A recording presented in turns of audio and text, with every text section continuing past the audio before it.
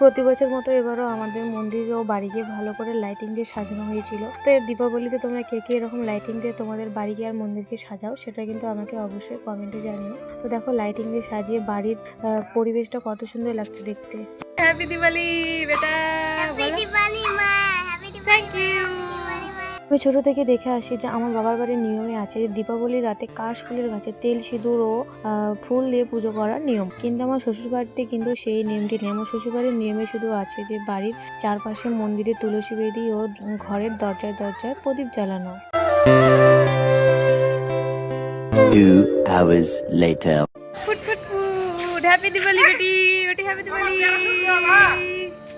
Happy Diwali. ঘোরা ঘোরা ঘোরাও রে, ঘোরা এদিকে ঘোরাও। তো ফাইনালি আমার সব জায়গায় প্রদীপ দেওয়া কমপ্লিট। তো এখন আমরা চলে এসেছি মন্দিরের সামনে বাজি ফাটানোর জন্য। তো দেখো এখানে মনার বাবা আর মনার কাকায় দুজন মিলে বাজি ফাটাচ্ছে। মনা বাজি দেখে খুবই ভয় পায়, সেই জন্য ও দৌড়ে চলে যাচ্ছিল দূরে। তো আমি আগে বলছিলাম বেটো এটা বাজি না, এটা হচ্ছে ফুলঝুরি, এটাতে কোনো ভয় নেই। তো তারপরে আমার কথা শুনে ও আমার কাছে আসে। হ্যাপি দিওয়ালি, এদিকে এদিকে এদিকে, হ্যাপি দিওয়ালি, হ্যাপি দিওয়ালি।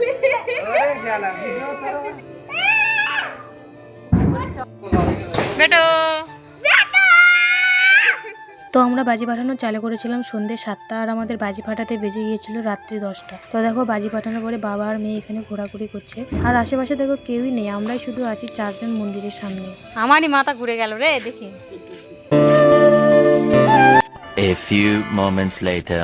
তো বাজি ফাটানো কমপ্লিট হয়ে গেলে আমরা এখন চলে যাচ্ছি বাড়ি, যেহেতু অনেকই রাত হয়ে গিয়েছে আর ঠান্ডাও একটু করে লাগছে। তো কালী পুজোর রাত মানে প্রদীপ জ্বালানো, ফুলঝুরি জ্বালানো, বাজি ফাটানো, তো এইসব। কিন্তু আমাদের বাড়ি এসেও দেখো এখানে মস্তি চালু।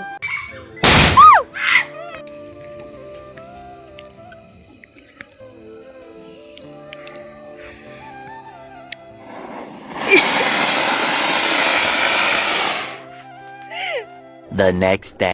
কালী পুজোর পরের দিন গিয়েছিলাম আমরা 3 বান্ধবী ও জেঠিমা মিলে আমাদের বাড়ির পাশে একটি গ্রাম বাদামাইলে প্রতিমা দর্শন করতে।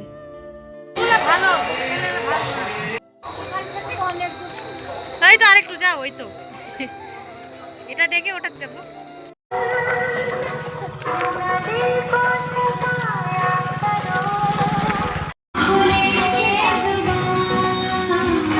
এবছরের আমাদের প্রথম দেখা এই ছোট্ট কিউট মা কালী, মায়ের রূপটি কত সুন্দর করেছে। আর এখানকার থিম করেছে ছোট বাচ্চাদের খেলা, যেমন লুডো খেলা, সাপসিঁড়ি খেলা, আরো অন্যান্য খেলার উপর থিম করেছে। তো প্রথম প্যান্ডেলটি দেখা হয়ে গিয়েছে, আমরা এখন চলে যাচ্ছি দ্বিতীয় প্যান্ডেলটি দেখতে। তো আমি সবার মতো তো ভিডিও ঠিকঠাক করতে পারি না, তো আমি যেমনটা পারি তোমাদের সঙ্গে তেমনটাই আমি তুলে ধরার চেষ্টা করি। আশা করি আমার এই ভিডিওগুলি তোমাদেরকে ভালো লাগে।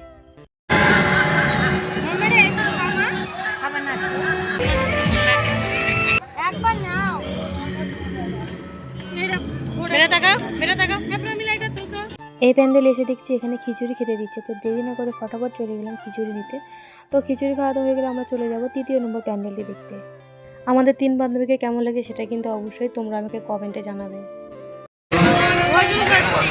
ওই পার চলো, ওই পার। প্রত্যেকটি মানুষের কাছে পৌঁছতে পারবে।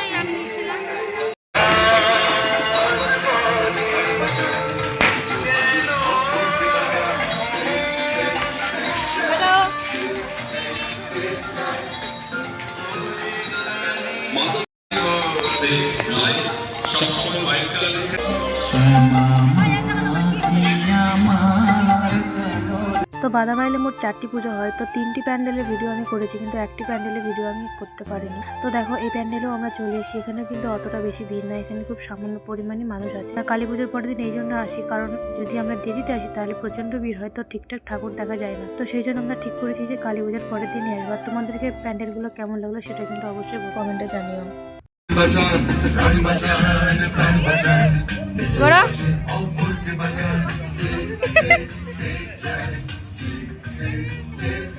তো ফাইনালি আমাদের সব প্রতিমা দেখা কমপ্লিট। তো আমরা এখন চলে যাব বাড়ি। A few moments later. তো বাড়ি এসে দেখছি বর্মশাই এখানে ফ্লাওয়ার পট জ্বালাচ্ছে। তো এটা হচ্ছে এবছরের আমাদের লাস্ট পাটাকা। ও হ্যাপি দিওয়ালি বেটি।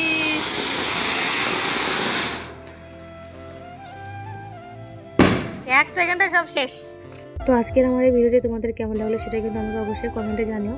আর তোমরা যদি কেউ আমার চ্যানেলে নতুন থেকে থাকো তাহলে আমার চ্যানেলটিকে অবশ্যই সাবস্ক্রাইব করে দিও। তো দেখা হচ্ছে পরের একটি নেক্সট ভিডিওতে। Tata, bye bye.